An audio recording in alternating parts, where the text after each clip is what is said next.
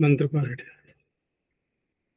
ओम सहनावतु सहनौ भुनक्तु सह वीर्यं करवावहै तेजस्विनावधीतमस्तु मा विद्विषावहै। ओम शांति शांति शांति। प्रथमा वृत्ति की 317वीं कक्षा।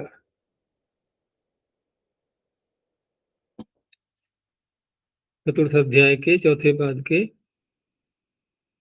124 सूत्र हो गए।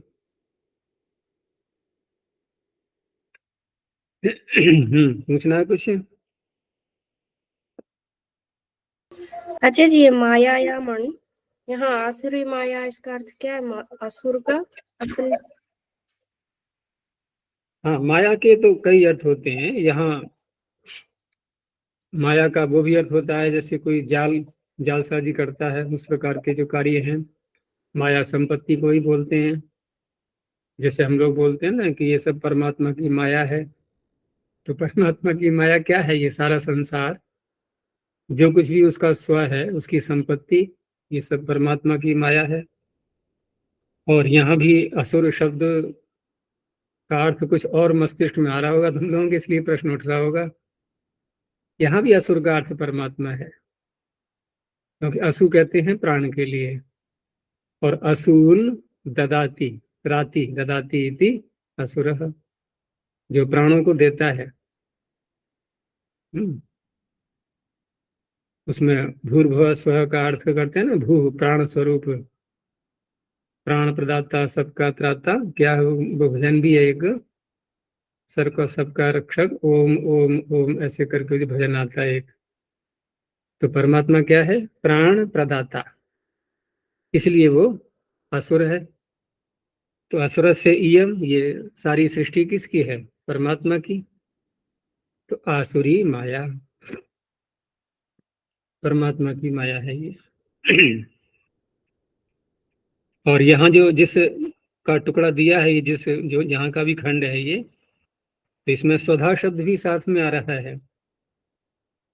अब यहाँ पर जब स्वधा शब्द साथ में आ रहा है तो स्वधा कहते हैं प्रकृति को।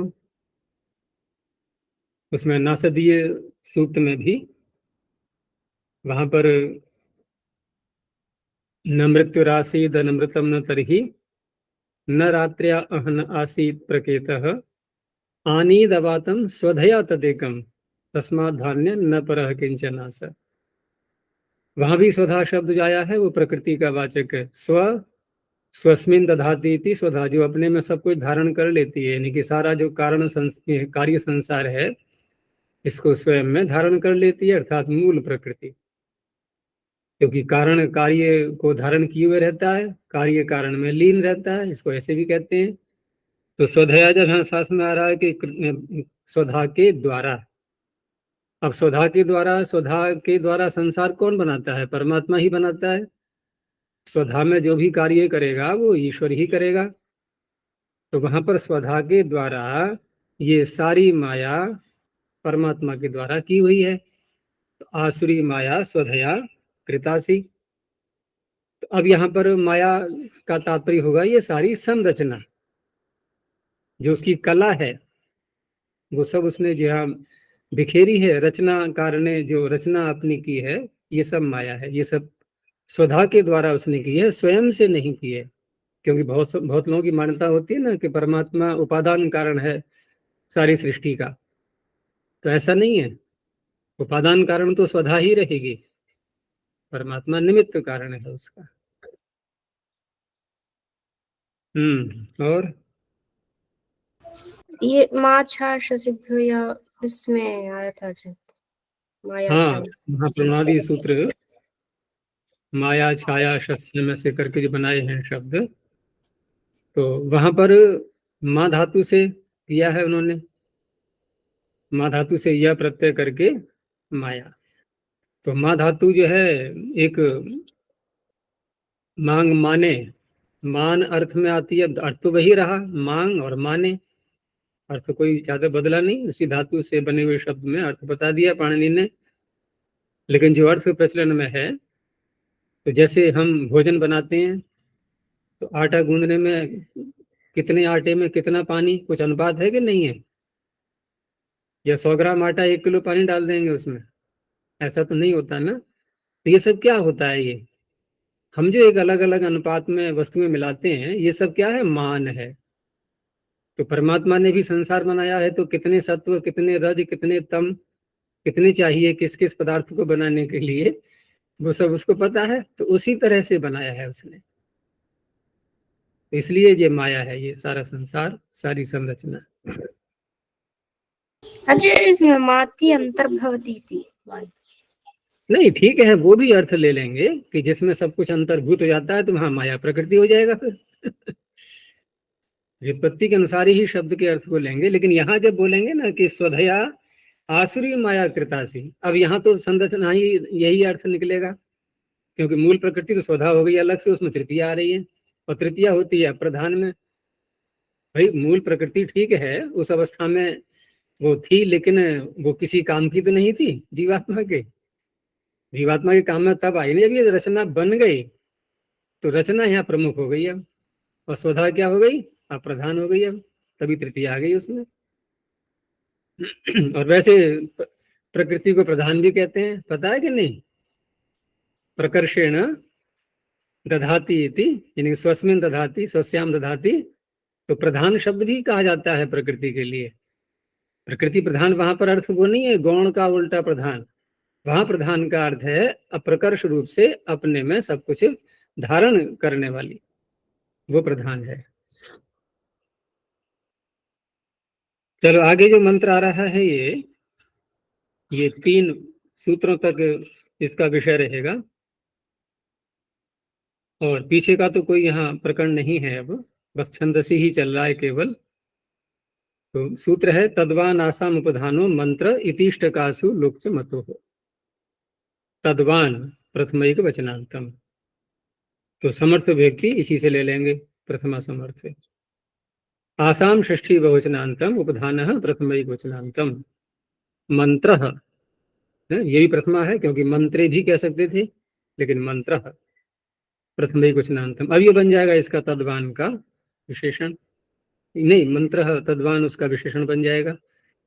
इति अव्यपदम इष्टकासु सप्तमी बहुवचनांतम लोक प्रथमैक वचनांतम च अव्यपदम मतो हो षष्ठी एक छंदम।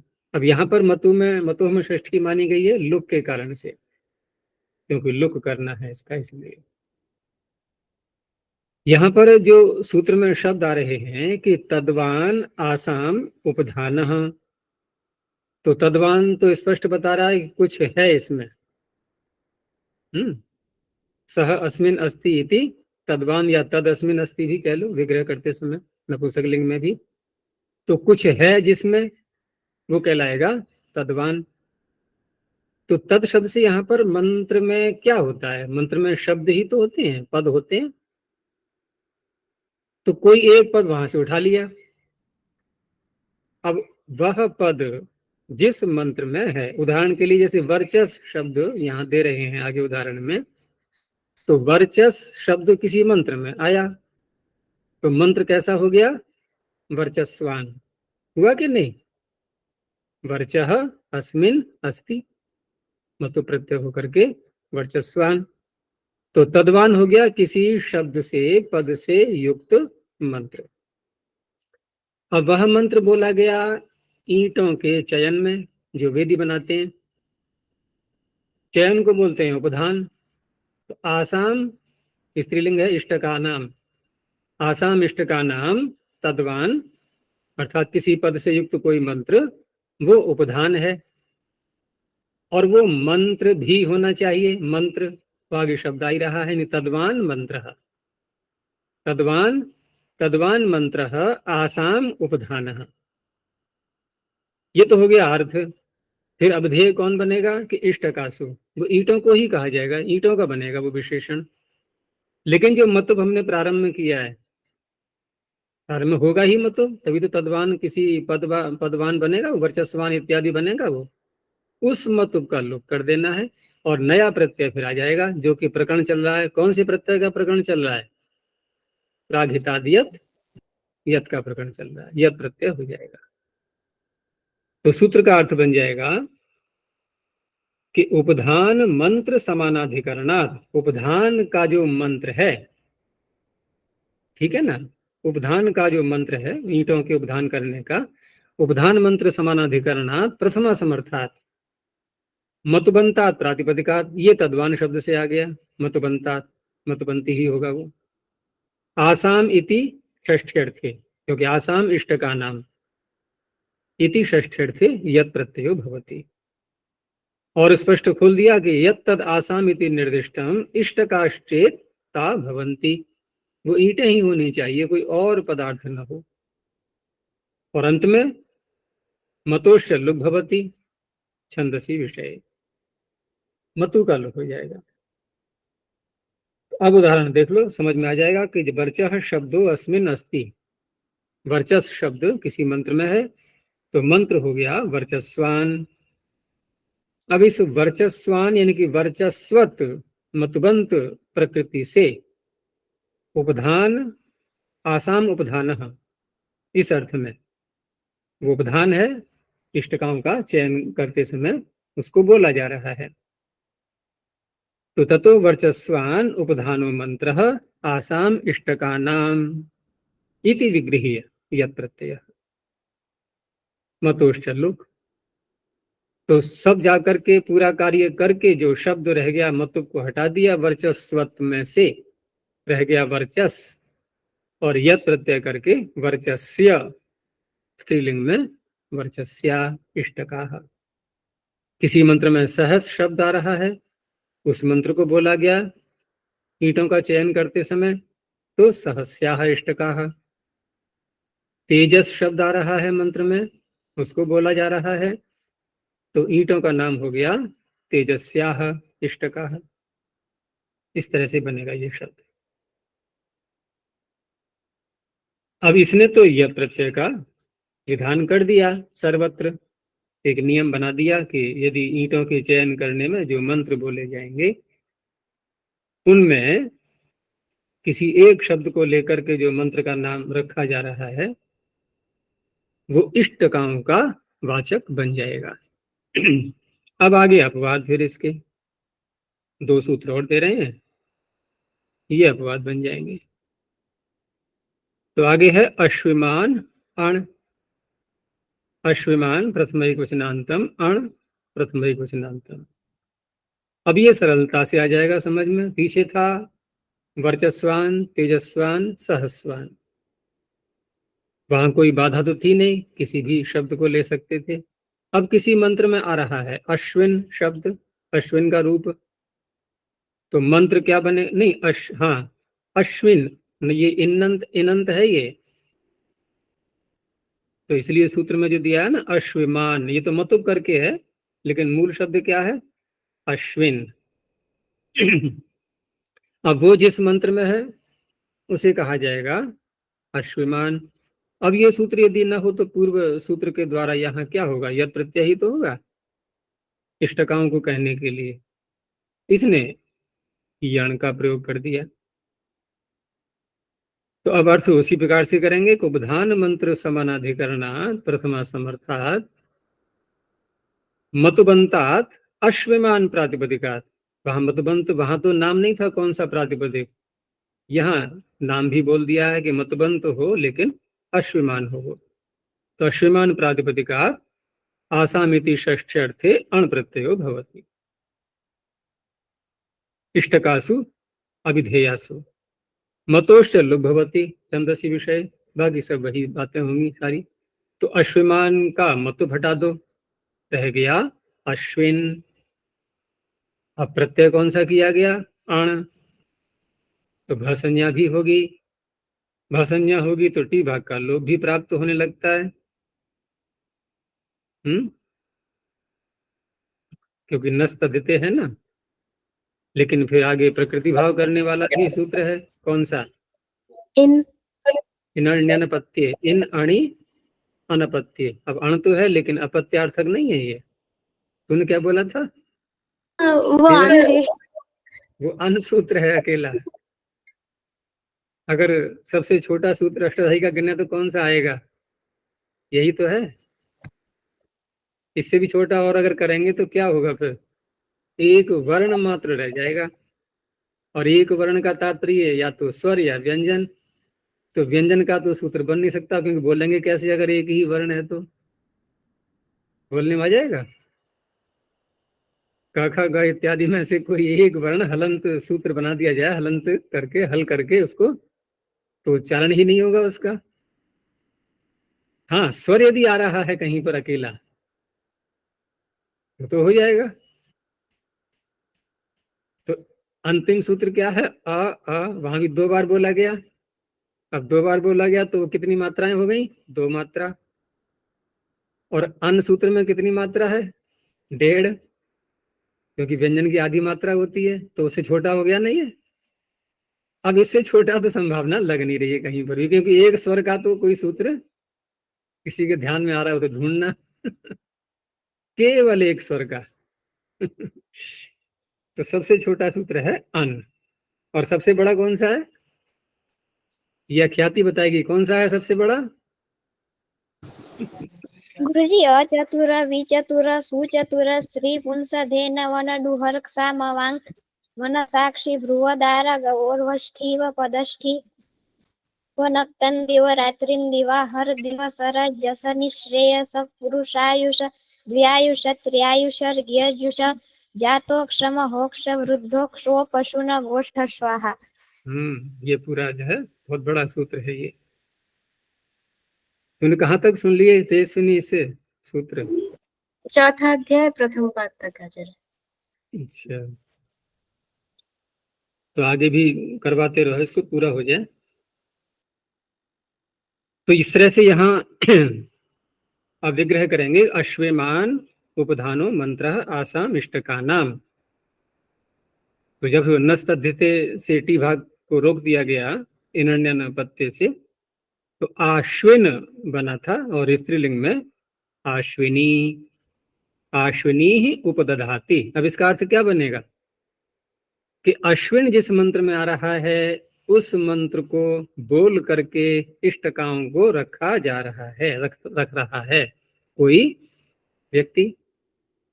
आश्विनी ही उपदधाति, बहुवचन है ये, द्वितीय का बहुवचन। आचार्य अब ये अश्विनी ही ये इष्टकाई हुए ना? हाँ, इष्टका का नाम हुआ, लेकिन क्यों पड़ा नाम? क्योंकि वो इष्टकाएं अश्विन शब्द वाले मंत्र को बोल करके रखी जा रही हैं, इसलिए अश्विनी रूप दधाती। जब वेदी का चयन करते हैं तो जो ऋत्विज होते हैं जो, तो उनमें से कोई भी एक होता इत्यादि, होता कहें या ध्वर्यु, जिसको भी कहा जाएगा, कोई ना कोई वहां पर मंत्र बोलेगा और यजमान ईंटों को रखेगा, वो इष्टकाओं का चयन करता जाएगा।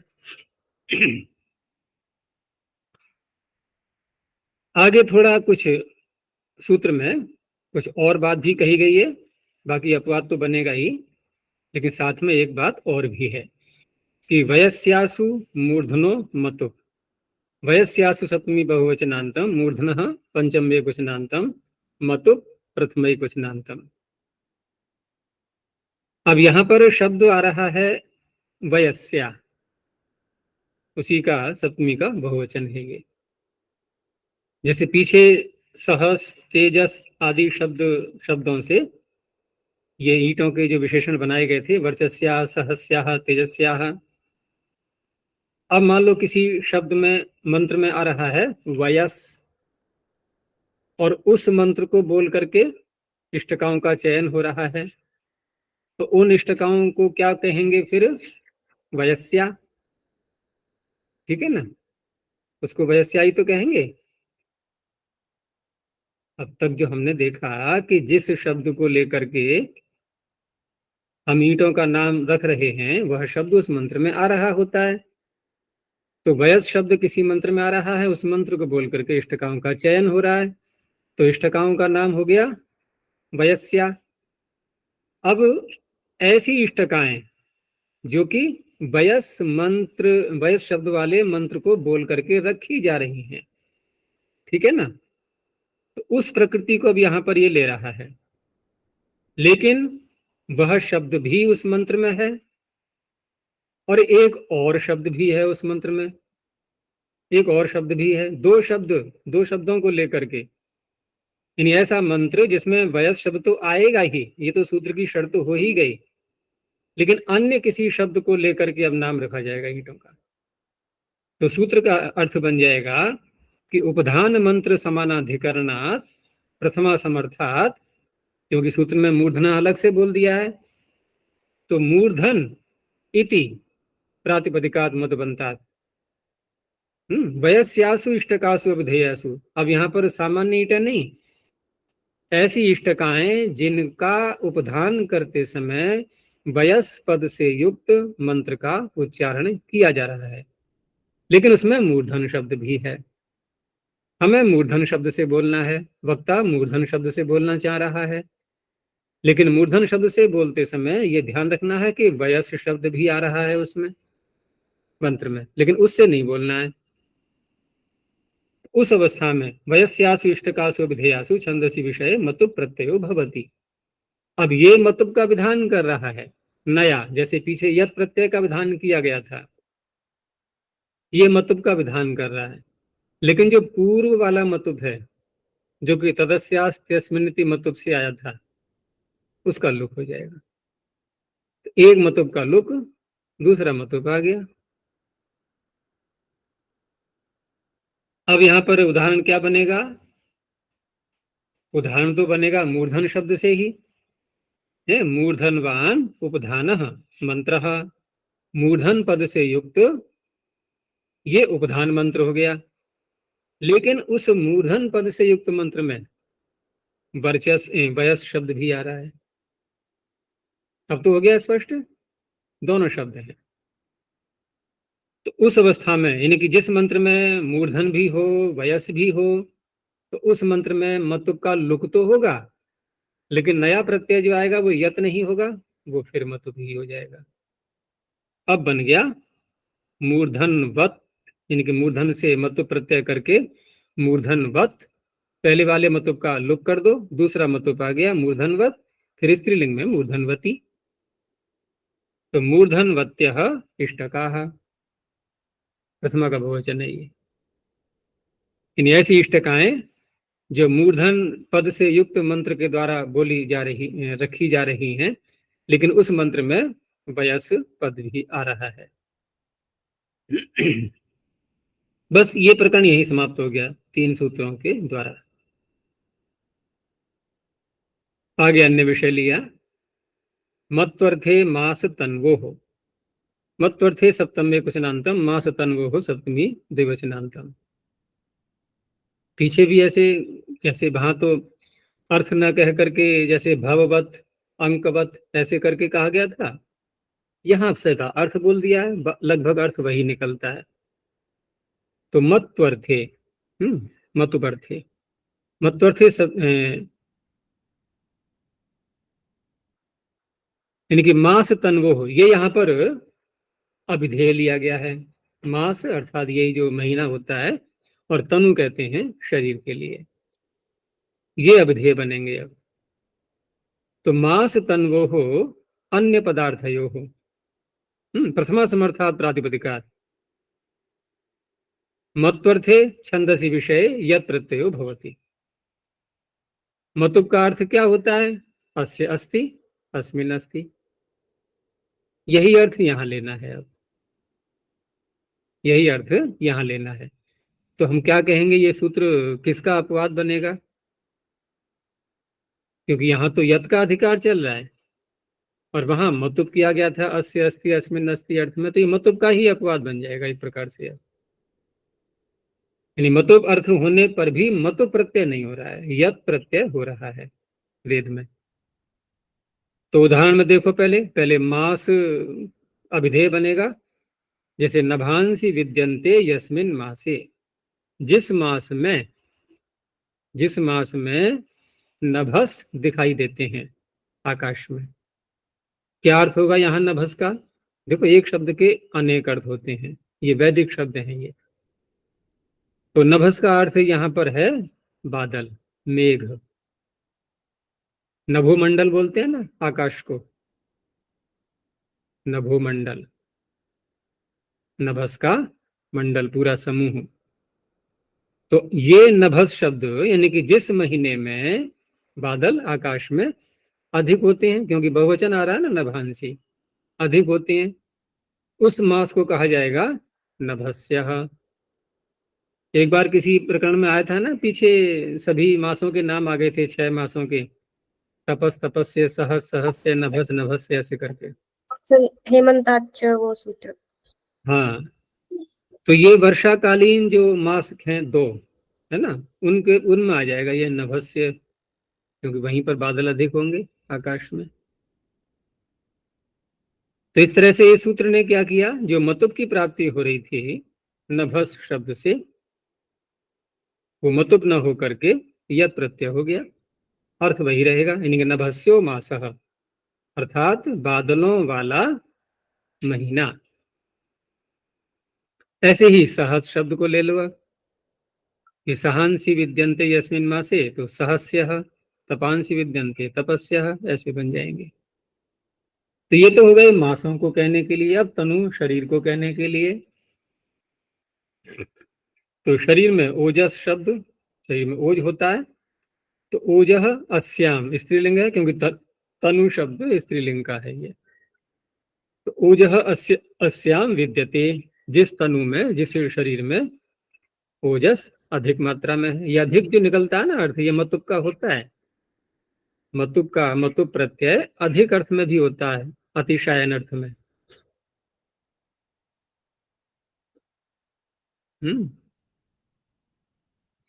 जैसे उसमें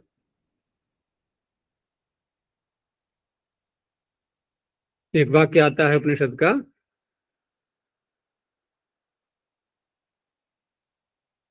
कौन सा, मातृपितृ आचार्यवान, संस्कृत वाक्य प्रोध में ही आया था ना एक वाक्य, आचार्यवान पुरुषो वेद, हाँ, मातृमान पितृमान आचार्यवान, तीनों अलग अलग। मातृमान पितृमान आचार्यवान पुरुषो वेद, क्या अर्थ करोगे अब? क्या बिना माता का, बिना पिता का होता है कोई? कोई भी नहीं। फिर भी कहा जा रहा है कि कौन सा पुरुष जानता है, यानी कि ज्ञानी होता है।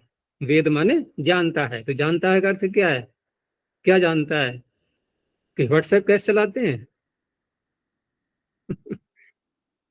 ज्ञानी जो होता है, ज्ञान प्राप्त करता है, तो कौन पुरुष ज्ञानी होता है? जो माता वाला हो, पिता वाला हो, आचार्य वाला हो। तो माता वाला, पिता वाला सब होते ही हैं। आचार्य भी स्कूल में जाएगा पढ़ने, तो कोई ना कोई अध्यापक मिल ही जाएगा। लेकिन यहाँ आप क्या अर्थ करेंगे कि मतुब है ना, मातृमान पितृमान आचार्यवान। तो महर्षि दयानंद ने क्या अर्थ किया कि प्रशस्ता माता विद्यते यस्य। अब यहाँ पर मतुब किस अर्थ में आ गया? प्रशंसा अर्थ में। तो कहीं अतिशायन अर्थ में है, कहीं प्रशंसा अर्थ में, यानी प्रशस्ता है माता जिसकी। अब प्रशंसनीय कब होगी? कि कोई विदिशी होनी चाहिए, तभी प्रशंसा होगी समाज में। ऐसे ही पिता के लिए पितृमान। तो यही यहाँ पर है कि ओजः अस्याम विद्यते ओजस्या तनु, तेजस है तो तेजस्या तनु।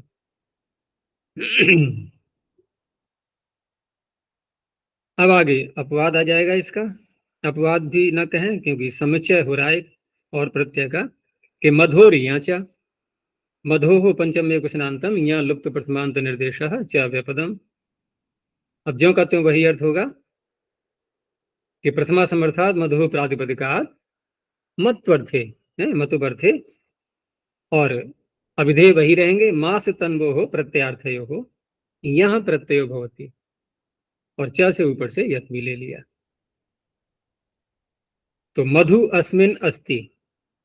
अब यहाँ पर जब अण प्रत्यय करेंगे तो बनेगा माधव, तो माधवो मासः, और यत करेंगे तो अण नहीं, यहाँ प्रत्यय करेंगे तो माधवः, और यत करेंगे तो मधव्यः। ये तो हो गया मास के लिए। और तनु के लिए, तनु के लिए यहाँ प्रत्यय करेंगे तो अकारांत होने से स्त्रीलिंग में टाप हो जाएगा, माधवा तनु। और यहाँ यत करेंगे तो मधव्या तनु, तब भी टाप हो जाएगा स्त्रीलिंग में। और आया एक सूत्र इसी विषय का कि ओजसो अहनि यत्खौ, ओजसः पंचमे कुशनांतम, अहनि सप्तमे कुशनांतम, यत्खौ प्रथमा द्विवचनांतम। पीछे अभिधेय क्या थे दोनों सूत्रों में? मास और तनु। यहां अभिधेय क्या है? अहन। अब मास और तनु को हटा दो, बाकी सब वही अर्थ एक प्रकार से है कि ओजस प्रातिपदिकात् प्रथमा समर्थात् मत्वर्थे अहनि अभिधेये यत्खौ प्रत्यय भवतः। तो यत इसलिए ले लिया क्योंकि ख यदि अकेला बोलते तो ये यत का अपवाद बन जाता, लेकिन यत का अपवाद भी नहीं कहा जाएगा, क्योंकि यत प्राप्त किससे होगा?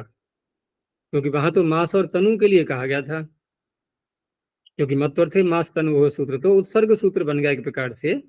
ये तो सभी प्रकृतियों को ले रहा है, ठीक है ना। मत्वर्थे मास तन्वो हो, ये तो उत्सर्ग सूत्र बन गया। मधुर्यांच तो एक प्रकृति को ही लिया उसने, मधु को।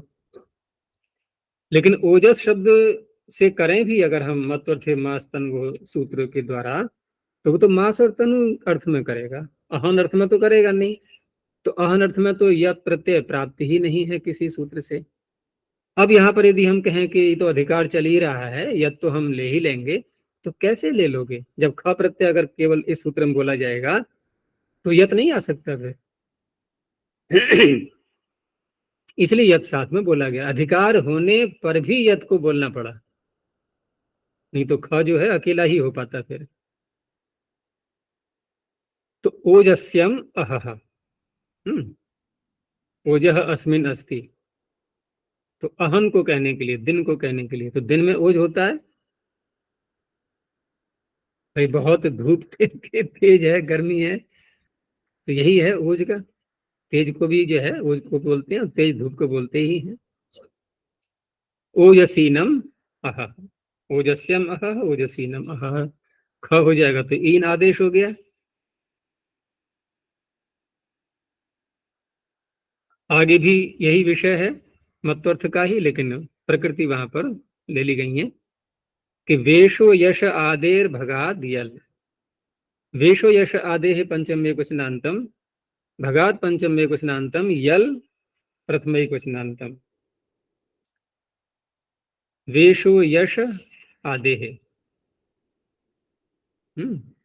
संधि क्यों नहीं हुई? यश आदेह, क्या थी संधि क्यों नहीं हुई यहाँ?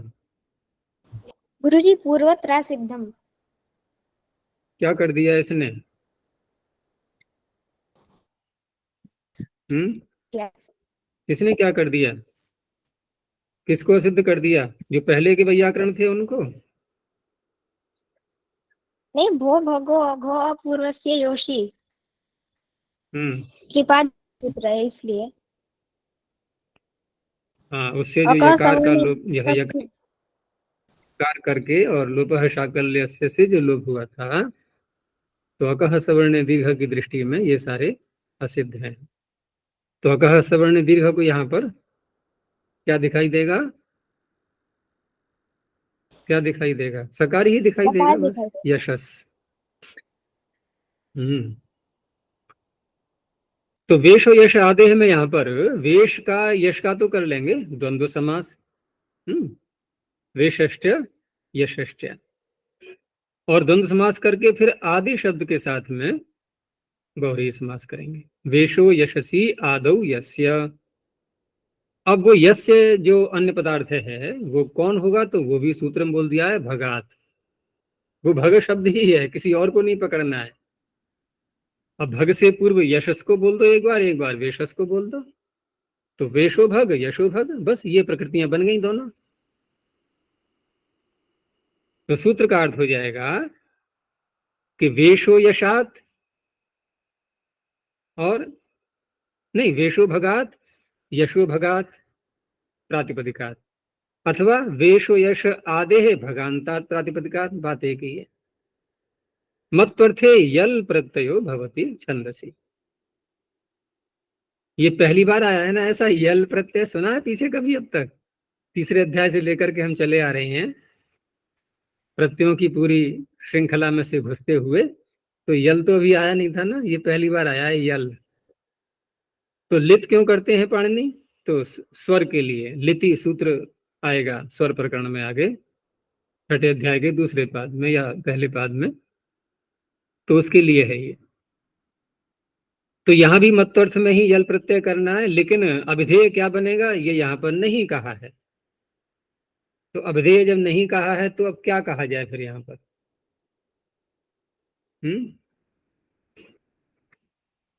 कोई भी हो सकता है वो। तो वेशो भग और यशो भग, ये दो शब्द यहाँ पर बन गए। तो वेश किसे कहते हैं? बल को। वेशस जो शब्द है ना, ये बल का वाचक है यहाँ पर, ये असुन प्रत्यांत है ये। और भग शब्द के तो बहुत सारे अर्थ होते हैं। ऐश्वर्य, कामना, किसी का माहात्म्य बताना हो, या किसी के द्वारा कोई जो प्रयत्न किया जा रहा है ये, या उसके अंदर उत्साह, ये सब चीजें भग शब्द से कही जाती हैं। परमात्मा को भगवान कहते ही हैं, सारे गुण विद्यमान हैं उसके अंदर, ये जो भी नाम इसमें लिए गए, जो भी अर्थ बताए गए। तो बल और साथ में एक गुण और ले लिया है भग शब्द के द्वारा, तो वह जिसमें है, ठीक है ना, वह जिसमें है। तो वेशो भगो विद्यते यस्य स वेशो भग्यः, तो कोई मनुष्य ही कहलाएगा। ऐसे ही यशो भगो विद्यते यस्य स यशो भग्यः। अब यहां पर वेशो भगस, यशो भगस, तो प्रत्यय हो गया यल, यल का य रहा,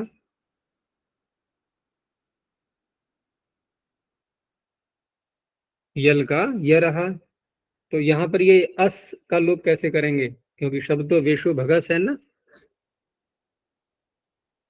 हम्म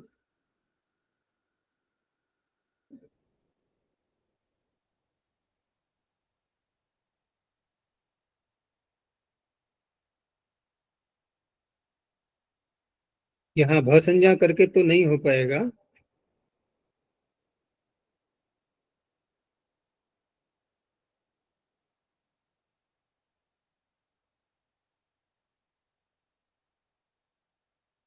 इसका बताऊंगा मैं देख करके, यहाँ तो नहीं दिया है इन्होंने कहीं पर भी, क्योंकि इसको अव्यय भी नहीं मान सकते। अव्यय में तो ये होता है नियम, अव्यय में कौन सा नियम होता है तेजस्विनी?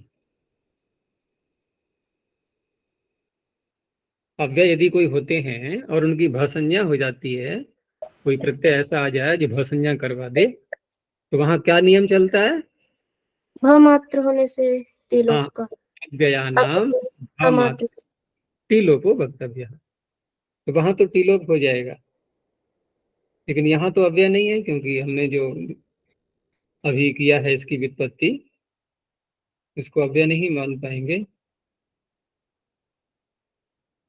इसमें भी नहीं दिया है ये।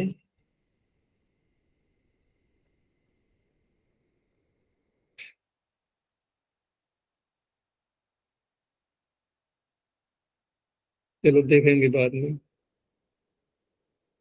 चलो आगे देखते हैं, आगे है खौच।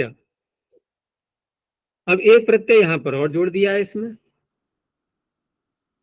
और यदि हम वहीं पर बोल देते इसको तो यथासंख्य भी बन सकता था, क्योंकि दो प्रकृतियां और दो प्रत्यय बन जाते फिर, इसलिए आगे लेना पड़ा। और दूसरा यह है कि ख की अनुवृत्ति आगे भी जानी है, तो दोनों बातें हैं, दोनों कारणों से ख को अलग रखा फिर पाणिनि ने। तो ख लुप्त प्रथमांत निर्देश च अभ्यपदम, तो यहां भी ऐसे ही होगा, वेशो यश आदेह भगांतात प्रथमा समर्थात प्रातिपदिकात ख प्रत्ययो भवति मत्वर्थे छंदसी विषय। अब ख को ईन आदेश हो जाएगा, तो यशो भगीनः और वेशो भगीनः ये दोनों बन जाएंगे। अब क्योंकि पूर्व सूत्र से तो केवल यल की ही प्राप्ति हो रही थी, इसने ख कर दिया। अब ये भी विषय यहाँ पूरा हुआ। आगे है पूर्वैः कृतम् इनयौ च, पूर्वैः तृतीया बहुवचनान्तम, कृतम प्रथमैकवचनान्तम, इनयौ प्रथमा द्विवचनान्तम च व्यापदम।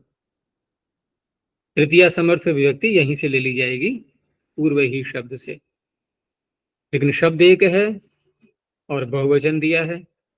हम बहुवचन में प्रायः क्या करते हैं कि शब्द को अपने अर्थ से, वो स्वरूप से हटा करके अर्थ में ले आते हैं, लेकिन यहाँ ऐसा नहीं है। यहाँ अर्थ तो होना ही है, पूर्व का जो अर्थ है वही रहेगा और पूर्ववाची भी नहीं लेना है। लेकिन बहुवचन से तात्पर्य यहाँ पर हमारे जो पूर्वज, क्योंकि पूर्वज तो बहुत हो चुके अब तक, हमारे पूर्व विद्वान लोग, विद्वानों के लिए कहा जाएगा यहाँ। जैसे कि ऋग्वेद का दूसरा ही मंत्र आता है ना, कौन सा है ऋग्वेद का दूसरा मंत्र?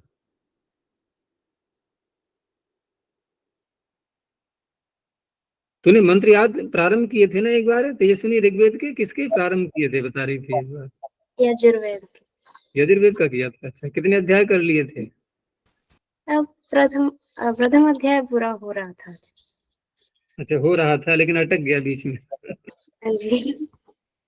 तो ऋग्वेद का जो दूसरा मंत्र आता है ना, अग्नि ही पूर्वे ऋषिभिरीड्यो नूतनैरुत स देवा एह वक्षति, तो वहां पर देखो पूर्व ही शब्द आया ना, पूर्व भी आया है। वो तो ठीक है कि चलो भिस को ऐस नहीं होता, वहां पर बहुलम छंदसी आता ना, तो भिस ऐस के आगे भिस को ऐस नहीं होता वेदों में कहीं कहीं। तो देवे पूर्वे भी ही आया, ऐसे ही पूर्व ही यहाँ पर है। तो वहां भी पूर्वे भी जो आया है वो किन के लिए आया है? ऋषि भी, जो विद्वान है। अग्नि ही पूर्वे भी ऋषि भी है, इसलिए बहुवचन दे दिया है। हमारे पूर्वज जो विद्वान हो चुके हैं उनके द्वारा किया हुआ। तो सूत्र का अर्थ बन जाएगा तृतीया समर्थात्, क्योंकि सूत्र में सब तृतीया है इसलिए समर्थ व्यक्ति यहीं से ले ली जाएगी। तृतीया समर्थात् पूर्व शब्दात् कृतम इत्येतस्मिन् अर्थे एन य इत्येतौ प्रत्ययो भवतः, और च जोड़ दिया है तो ऊपर से ख भी ले लिया सरलता से, ख च छंदसी विषय। तो पूर्व ही कृतम, अब क्या कृतम? तो जहां प्रयोग आता है छंद में, जहां का भी है ये अंश, तो वहां पथिन शब्द के लिए आ रहा है। तो पूर्व ही कृता पंथान, हमारे पूर्व विद्वानों ने जो मार्ग हमारे लिए निर्धारित कर दिए हैं उन पर हमें चलना है। उन पर हमें चलना है।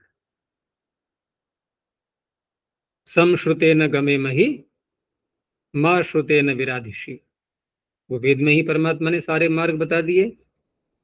और स्वस्ति पंथाम अनुचरेम सूर्या चंद्रमसा विव पुनर्दत्ता घनता जानता संगमे मही।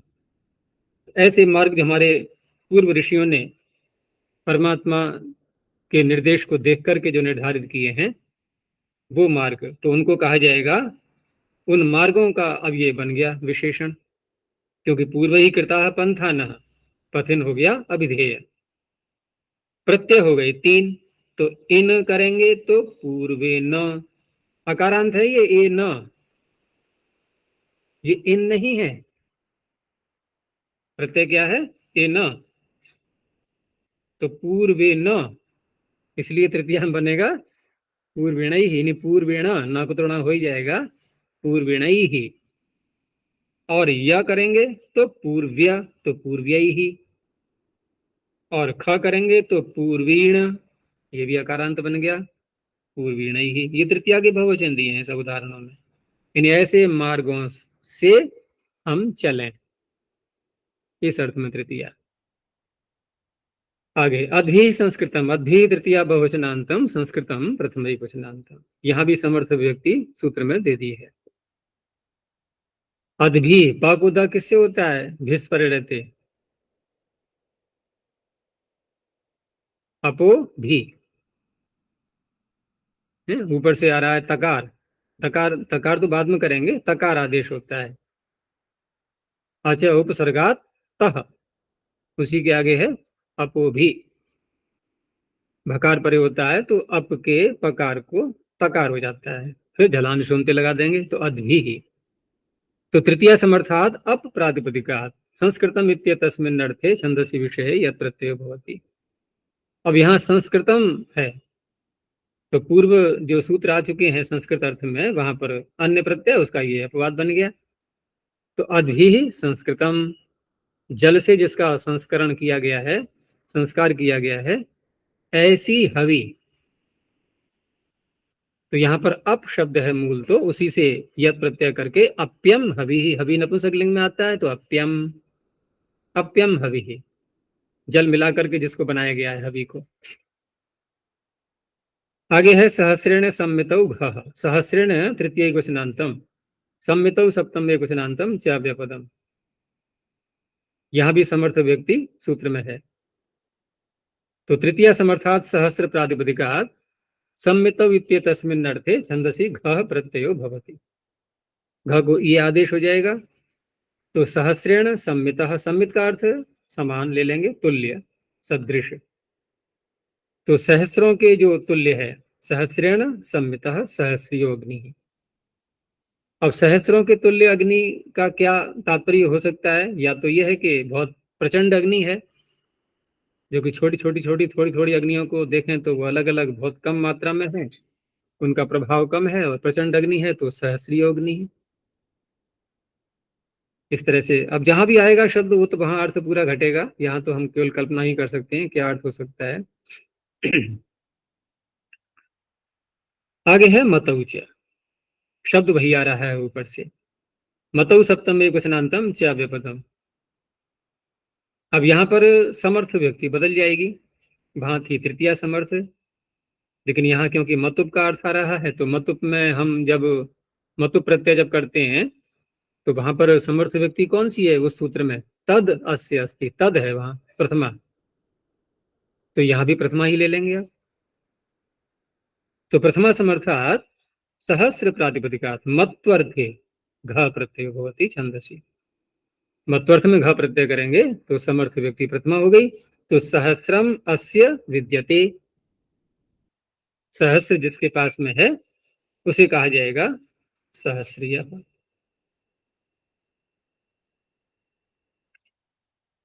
अब क्योंकि मतुप के अर्थ में जो प्रत्यय वहां कहे गए हैं तदस्यास्त्यस्मिनिति मतुप के प्रकरण में, तो सहस्र शब्द का एक सूत्र वहां अलग से आया हुआ है, तपः सहस्राभ्याम विनीनी। विनी और इन प्रत्यय वहां जो कहे गए हैं, और फिर उसी के आगे एक और सूत्र भी है अणच। तो तीन प्रत्यय हो गए सहस्र शब्द से मतुप अर्थ में, उनका ये अपवाद बन गया यहाँ वेद में, तो सहस्रिय। मत्वर्थ सोमम अर्हति यह, सोमम द्वितीय क्वचनांतम, अर्हति क्रियापदम यह प्रथम क्वचनांतम। तो द्वितीय समर्थात सोम प्रातिपदिकात अर्हति इत्येतस्मिन् अर्थे छंदसि यह प्रत्यय भवति। तो सोमम अर्हन्ति सौम्याः ब्राह्मणाः, जो सोम को प्राप्त करने के योग्य हैं, जिनको सोम चाहिए, जिनको सोम दिया जा सकता है, ऐसे ब्राह्मणों को कहा जाएगा सौम्याः ब्राह्मणाः। सोमम अर्हन्ति बहुवचन में विग्रह किया है। आगे है मये च, मये सप्तम में वचनांतम च व्यापदम, शब्द वही ले लिया ऊपर से। तो प्रथमा समर्थात नहीं, यहाँ जो मय, हाँ मयट बोलेंगे हम, तो मयट प्रत्यय जब पीछे आ चुका है और वहां पर समर्थ व्यक्ति क्या चल रही थी? तस्य, षष्ठी समर्थ, वही समर्थ व्यक्ति यहाँ आएगी अब, क्योंकि मय का अर्थ है मय के अर्थ में, मय का अर्थ हो गया मयट। तो मयट प्रत्यय में सप्तमी यहाँ दे दी तो क्या अर्थ होगा उसका? ये कोई अभिधेय नहीं बनेगा, अपितु मयट प्रत्यय के अर्थ में। अब मयट प्रत्यय का अर्थ क्या होता है? तो विकार और अवयव, ये पीछे आ चुके हैं, तो उसी अर्थ में यहां पर यह प्रत्यय होगा सोम शब्द से। तो अर्थ हो गया, विग्रह हो गया सोमस्य विकारः या सोमस्य अवयवः। तो दोनों ही अर्थों में यह प्रत्यय होकर के सौम्यः, पीछे था अर्हति अर्थ में, ये विकार अर्थ में हो गया और अवयव अर्थ में। एक और भी पीछे आया था कि मयट प्रत्यय, जैसे एक तो था वहां मयट वही भाषायाम भक्ष्याच्छादनयोः से प्रारंभ हुआ था, और तत्प्रकृत वचने मयट, यहाँ प्रकृत यानी कि प्राचुर्य अर्थ में भी मयट आया था। तो यहाँ सोम की प्रचुरता कहने के लिए भी मैट ये या प्रत्यय हो जाएगा, तो सोमः प्रकृतः, यानी कि प्रचुर सोम, अधिक मात्रा में। अब यहाँ पर षष्ठी समर्थ व्यक्ति नहीं होगी, यहाँ प्रथमा ही रहेगी, क्योंकि तत् प्रकृत वचने में तत् है ना, वहां तत् प्रथमा, तो सोमः प्रकृतः सौम्यः। आगे मधोः, ये भी उसी मयट के अर्थ में है। तो मधु प्रातिपदिकात् मयडर्थे यत् प्रत्ययो भवति छंदसि। तो यहाँ बन जाएगा यत् प्रत्यय, पीछे या था तो केवल स्वर का अंतर हो गया, तो यहाँ हो गया मधव्य, गुण और अबादेश होकर के और गुणा से। तो मधव्यान स्तोकान। आगे है वसुः समूहे च। वसुः पंचमे वचनांतम, समूहे सप्तमे वचनांतम च व्यापदम। वसु प्रातिपदिकात् समूहे वाच्ये मयदर्थे च यत् प्रत्यय भवति छंदसी विषय। तो च से यहाँ पर एक तो मयट का अर्थ भी ले लिया और एक अर्थ और जोड़ दिया साथ में, समूह। तो तीन अर्थ हो गए, विकार, अवयव और समूह। तो वसु का विकार, वसु का समूह, वसु का अवयव, इन सब अर्थों में बन जाएगा शब्द वसव्य। तो वसु धन को भी कहते हैं, वसु देवता को भी कहते हैं, वसु विद्वानों को भी कहते हैं। अब कहाँ किस अर्थ में प्रयोग किया जाएगा शब्द, ये जहां आएगा वहां पता लगेगा। विद्वानों का जब अर्थ लेंगे, देवता अर्थ लेंगे, तो विकार अवयव नहीं लेंगे, फिर अवयव ले सकते हैं। हाँ, धन लेंगे तो विकार अर्थ भी ले लेंगे, धन से ली हुई कोई वस्तु। आगे है नक्षत्रात् घः। अब यहाँ कोई अर्थ नहीं बताया जा रहा है सूत्र में अब, और जिन सूत्रों में अर्थ नहीं बताया जाता है, यानी कि अवधेय नहीं बताया जा रहा है, वहां वो सूत्र प्रत्यय को स्वार्थ में करते हैं फिर। और ये बात 5वें अध्याय में तो बहुत ही आएगी। 5वें अध्याय के तीसरे पाद से देखोगे तो स्वार्थ वाले प्रत्यय मिलेंगे। बहुत स्वार्थी हैं वो प्रत्यय, ये परार्थी हैं सब यहाँ के चल रहे हैं। तो नक्षत्रात् पंचमे क्वचनांतम च व्यापदम, ये घ प्रथमे क्वचनांतम। तो नक्षत्र प्रातिपदिका घ प्रत्यय भवति छंदसी विषय। अब यहाँ पर समर्थ व्यक्ति बोलेंगे। अब जब स्वार्थ में ही प्रत्यय करना है तो समर्थ व्यक्ति क्या होगी, कोई अर्थ ही नहीं है। नहीं आया समझ में? जब स्वार्थ में ही करना है तो समर्थ व्यक्ति कैसे बोलेंगे? समर्थ किसी और के साथ में जोड़ेंगे तभी तो होगा समर्थ है। इसीलिए समर्थानाम प्रथमाद्वा का जब अधिकार बताते हैं तो कहां तक बताया जाता है, जहां तक स्वार्थिक प्रत्यय प्रारंभ नहीं हुए हैं, 5वें अध्याय के दूसरे पाद के अंत तक। इसलिए यहाँ कोई समर्थ व्यक्ति नहीं है, जो नक्षत्र है वही नक्षत्रीय है। नक्षत्रीय नक्षत्र का ही नाम हो गया। तो नक्षत्रियाणी, नक्षत्राणी एवं नक्षत्रियाणी, एक अर्थ दे दिया है उसका ये। ऐसे ही नक्षत्रियेभ्यः स्वाहा, तो अर्थ वही होगा, यानी कि नक्षत्रेभ्य या नक्षत्रियेभ्य, एक ही तात्पर्य। ऐसे ही अगला सूत्र सर्वदेवात् तातिल। सर्वदेवात् पंचमे वचनांतम, तातिल प्रथमे वचनांतम। दो शब्द हैं सर्वदेव, समाहार द्वंद्व कर दिया इसलिए एक वचन दिखाई दे रहा है। तो सर्वदेव इत्येताभ्याम प्रातिपदिकाभ्याम छंदसी विषये तातिल प्रत्ययो भवति। तो तातिल में लकार हटा दो, ताति, तो सर्व ताति ही। तो जो सर्व का अर्थ है वही सर्वताति का अर्थ है, जो देव का अर्थ है वही देवताती है। अब दत्तात्रेय का नाम मत बिगाड़ना कहीं, है देवताती। जो देव है वही देवताती। आगे है शिव शम रिष्टस्य करे। शिव शम रिष्टस्य षष्ठी क्वचनांतम, करे सप्तमे क्वचनांतम। तो तीन शब्द हैं शिव, शम और अरिष्ट। और कर जो है ये हो गया अर्थ यहाँ पर। ये नहीं कहा जाएगा कि ये स्वार्थ में है। और कर होता है करने वाला, तो शिव का करने वाला, शम का करने वाला, ये सब हो गए फिर, क्योंकि कर शब्द तिंगंत कृदंत हो गया ना, और कृदंत के कर्ता और कर्म में षष्ठी होती ही है, तो ये कर्म में षष्ठी कहलाएगी। इसलिए षष्ठी समर्थ अब लिया जाएगा कर के कारण से। तो शिव शम अरिष्ट इत्येतेभ्यः षष्ठी समर्थेभ्यः प्रातिपदिकेभ्यः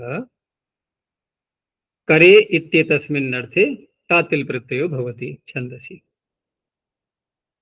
करोति इति करः बता दिया है इन्होंने अच प्रत्यय करके नंदीग्रही से।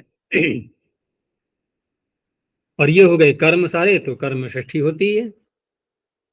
तो शिवम करोति शिवताति ही, अर्थात शिवस्य करः, ऐसे ही विग्रह कर सकते हो, कोई समस्या नहीं है। शिवस्य करः, शिव का करने वाला, शिव कल्याण को ही बोलते हैं, तो उसे कहेंगे शिवताति ही। अब ये बन गया विशेषण, कल्याण करने वाले व्यक्ति के लिए कहा जाएगा। ऐसे ही शम करोति इति शमताति ही, अरिष्टम करोति, अरिष्ट हानि को कहेंगे, फिर बाधाएं रुकावटें, वो हो गया अरिष्टताति ही। आगे एक अर्थ और जोड़ दिया है, भावे च, भावे सप्तम एक वचनांतम च व्यपदम, शब्द वही है शिव शम अरिष्ट इत्येतेभ्यः षष्ठी समर्थेभ्यः प्रातिपदिकेभ्यः छंदसी विषये भावे तातिल प्रत्ययो भवति। पीछे था कर अर्थ में, यहाँ भाव अर्थ में, कर अर्थ में भी षष्ठी ही आनी थी और भाव में भी षष्ठी ही होगी। अब यहाँ पर विशेषण उस रूप में नहीं बनेगा ये किसी का, यहाँ बल्कि उसी का होना, शिवस्य भावः शिवताति ही, भाववाचक शब्द बन गया। अब ये शम ताति ही अर्थात कल्याण, कल्याण करने वाला नहीं, कल्याण। पीछे क्या था, करने वाला। शब्द वही बन रहे हैं, देखो शिवताति ही, शंताति, अरिष्टताति, यही पीछे बनाए थे, लेकिन पीछे करने वाला अर्थ था, यहाँ वही अर्थ ले लेंगे, यानी कल्याण। शिवताति ही कल्याण, शंताति ही कल्याण, और अरिष्टताति ही कोई बाधा, कोई रोग, ये अरिष्टताति ही हो गया। ये हो गया चौथा अध्याय समाप्त। अब आगे अलग अलग विषय के सूत्र आएंगे पांचवें अध्याय से, और अधिकार भी प्रत्यय का बदल जाएगा। यह प्रत्यय का अधिकार यहीं तक चल रहा था, बस यहीं तक रखते हैं। प्रणव ध्वनि। ओ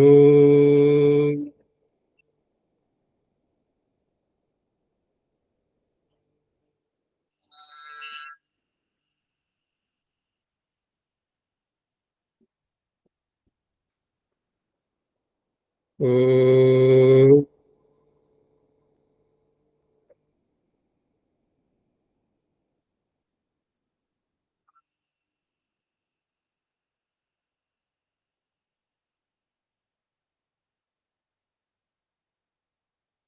ओ